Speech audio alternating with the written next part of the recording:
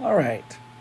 So here we are. We've got our whole here, meaning this whole thing is our complete cookie, our complete pizza. Not a hole in the ground, but our complete product or complete cookie. Now, can I partition or split this into two equal parts? Oh, sorry, I should have informed you. This is the part where you shout out the answer. So, can I partition or split this into two equal parts? All right, thank you. All right, so now how many pieces did we partition into this circle into? Okay, yes, we do have two pieces. Perfect. Now, are these equal pieces? Okay. How do you know what makes them equal? Oh, let's go ahead and shout that out again. What makes them equal? Okay, saying they're the same size, the same shape. If you fold it in half, you can tell that it fits the same. Okay, perfect. Thank you. So now, what is this piece? Okay, this piece would be 1/2 of our particular item, right? Of our whole. What about that other side? What would that be? Okay, that also would be 1/2 as well. So we would call both halves. Now, if we've got them together, what do we have then? If we put them together, does that represent the whole? Okay, so we would have 1/2 and another half, but we know it was split into two pieces. So I can see right there, that's 2/2, which if we have two of an item that's split into two, that means we have the whole. So this whole thing together is the whole. Now, if I let my buddy Carlos eat that 1/2, then I would only have half of that pizza, correct? It'd be gone.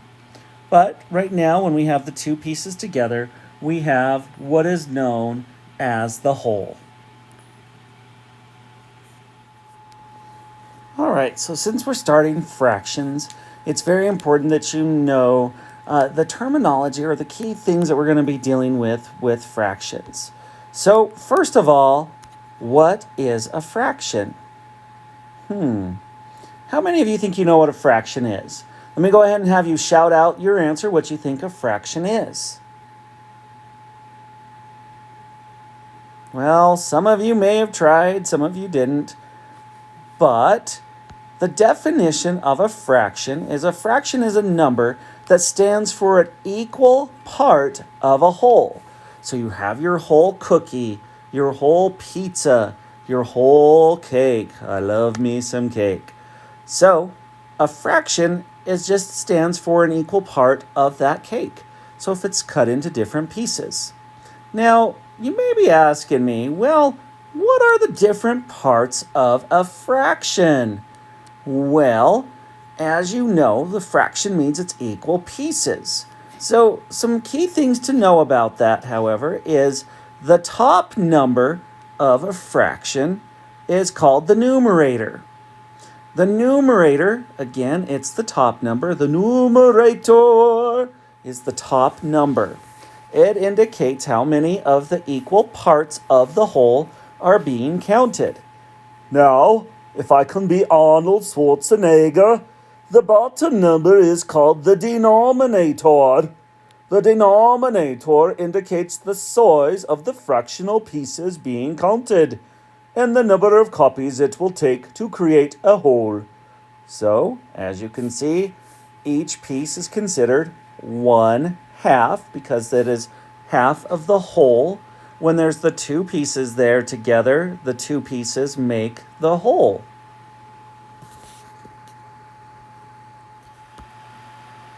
All right, so now I'm back and I've got my whole here. Now, could I partition or split this equally into 4 parts? You're right, I could separate this into 4 parts. So now that I've got those 4 parts, what would each and every single one of those parts equal? Okay, they would each equal 1/4. So now that we've got each piece as equaling 1/4, what does this piece here equal? Now remember, we're thinking about the inside, not the perimeter. Okay, so this other piece would be 1/4, 1/4, 1/4. Okay, so if we had 2 of those, I would have 2 of those 4 pieces. And if you know your division, you know that 4 divided by 2 is 2. So 2 of those pieces would equal half of it, or you could also say that it would equal 2/4. All right, so now let's take those out real quick and let's do another one. Now, I want you to, on your whiteboard or on your little fraction circles, I want you to partition that into 6 equal pieces. And then I want you to write on your whiteboard what each piece would equal. Your teachers are going to press pause here. All right, we're back. So I asked you to partition it into 6 pieces. So if you partitioned it into 6 pieces, what did that equal? If you said that would equal 1/6 on each piece, then you are 100% correct. All right, let's try a different one. Now see if you can partition your circle into 8 equal pieces. All right. Your teacher will press pause. You're going to do that into 8 equal pieces and then label what each piece would be. And press pause now. Okay, if you were to split it into 8 equal pieces, it would look like this. And each piece would equal 1/8, just like you see right there. Okay, good job. Now let's see, and this one's a little bit tricky. The 6s were tricky, I understand that. But also, they're not as tricky if you start with your 3s. So, go ahead and partition it into 3 equal pieces and write what unit fraction each piece would equal. Your teacher will go ahead and press pause now. All right, if you split it into 3 equal pieces, it would look just like this. All right, good job. Now, each piece would equal 1/3. Now, I want to show you really quick, if you were to already have that split up, well, let's do a different color that shows up easier. There we go. So now, if I wanted to, I could split that into 6s. And I know 6s were hard, but if you split each of those in half, then each piece would now equal 1/6.